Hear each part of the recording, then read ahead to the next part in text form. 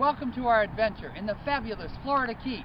Join us here with Carl, Aaron, the boy, Shauna, the girl, and Wayne, as we show you behind the scenes of our vacation trip, business trip, and everything all combined. Okay, Wayne here. He's doing the most intricate, fascinating work you could ever imagine. We got... Well, if I make it sound good, you'll feel important. You won't make me do it. Yeah. Basically, we got some pretty gnarly driftwood. Like this piece we had to cut down. It was even bigger and gnarlier, but what tank was ever going to fit it? So now it'll fit a 90-gallon tank or 100. Won't fit anything less than 4 feet probably. Might even have to cut some stuff off. Anyhow, this is Australian pine, and it's an invasive species here in the Florida Keys. So a bunch of years ago what they did, they got the bulldozer out and they shoved them down. And so people have been collecting them and taking them off the beach, and like basically they're almost all gone just because people want the roots and everything, because they make such gnarly driftwood. It's a very dense wood. It lasts a long time before it decays, and it's heavy enough that you soak it in the water for a week or so.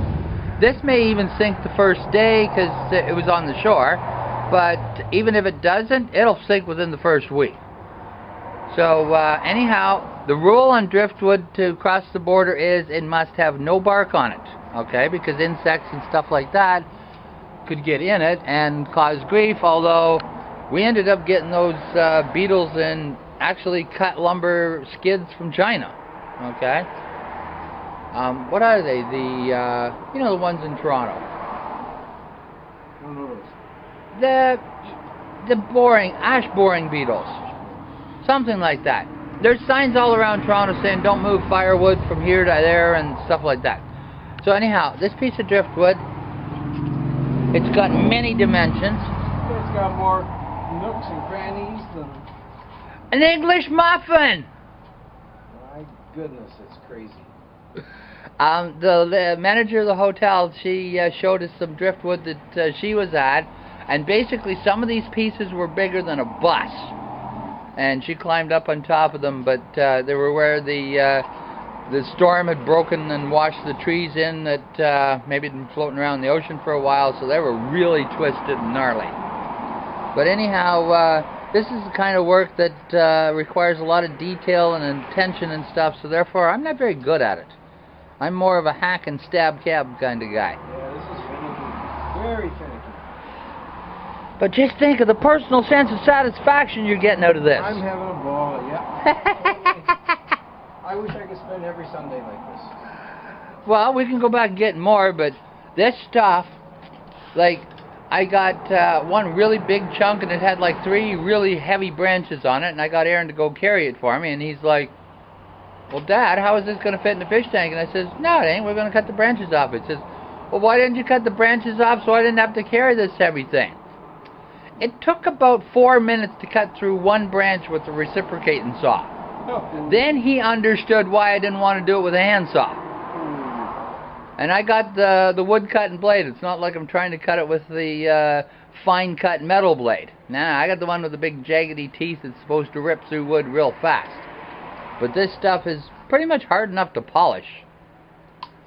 Like with a rock. My goodness, this is tough stuff. As you can see, I was a little overeager, and I scorched it a wee bit while I was cutting it, because temperature gets up there.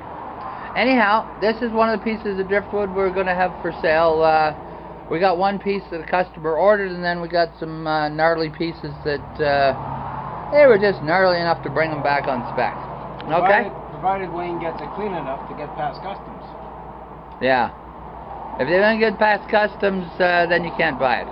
You can drive to the border and pick it up on the other side and clean it more. But somehow I think Wayne's going to do just a fine stand-up kind of job. Okay? Bye. Say bye. Goodbye. Bye. Okay, this is a fine example of a Florida Keys submarine. It's been sitting out here as long as I can remember. So, I guess you crawl in through the hatch.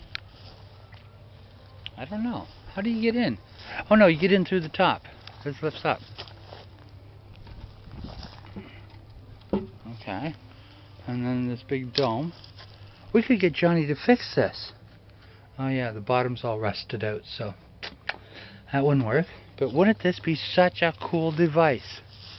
You know, you just get lowered down on the hooks, and you'd figure out some way to get some remote control arms, and you could catch fish in traps and take them up to the surface. But it's been sitting here as long as I can remember, and I've been coming down since Bob Ray gave the teachers 2 weeks off for March break, and Aunt Marianne came down with us. But this is just another one of those cool things that you always see around. Okay, bye-bye. Say hi, Shauna. Okay, we're in front of Daffy Duck's. Now, Daffy Duck's has over 20,000 $1 items in stock now. He delivers any of these items. Minimum purchase, $10, $2 delivery charge. He's got propane, he's got live bait, closeout fishing tackle, discount deli. He's got... What? There's a sign beside the cash register that says we deliver, $10 minimum. He's got gourmet pizza, he's got all of those things, biscuits and gravy, breakfast paninis. He's got Angus steaks, $6 for a snake, that's good eating. Okay, and dollar store deli sub. In the morning he makes breakfast. This is one of those Florida Keys type of stores. Everything you could ever possibly want, all in one store with cheaper prices. Winn-Dixie's we want $1.89 for ready ice. It's $1.50 at Daffy Duck. And his slogan is, come in, buy something, save some money so I can lose money. Alrighty. He buys closeouts, that's how he does it. Alright, the characters in there are real nice too. Bye.